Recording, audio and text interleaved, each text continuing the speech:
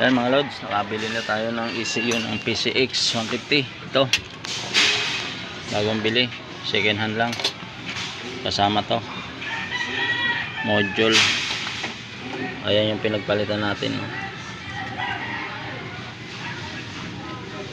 Kailangan pala kapag bumili ng ECU, kasama yung module saka remote. Ayan, siraan na to.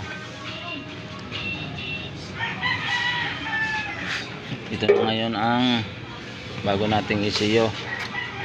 Second hand lang nabili to.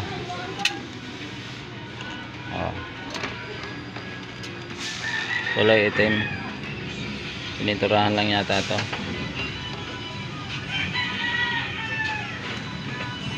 Ngayon ayusin na natin ang wirings.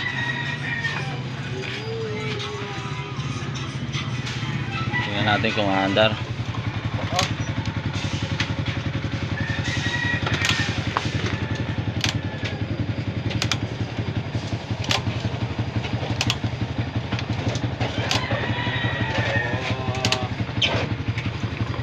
Gawa mo.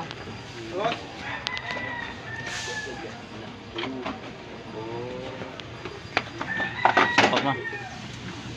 Kasi ano niya, yung kadugtong niya. Kapit. Kanina.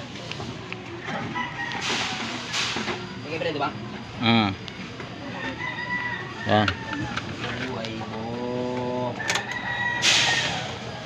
Ayun, umano na yung fuel pump. Okay na, mga kapit.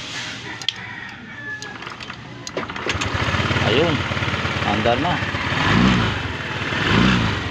Andar na siya.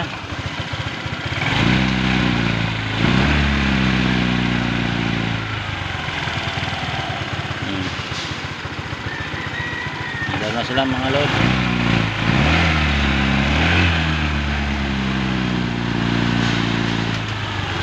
Matagal na nabagak.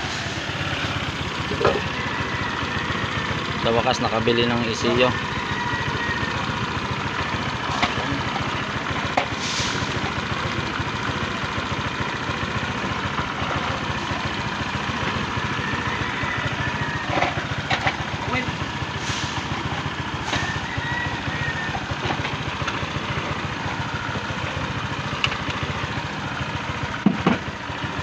Okay na to mga lods, bubuoy na lang to.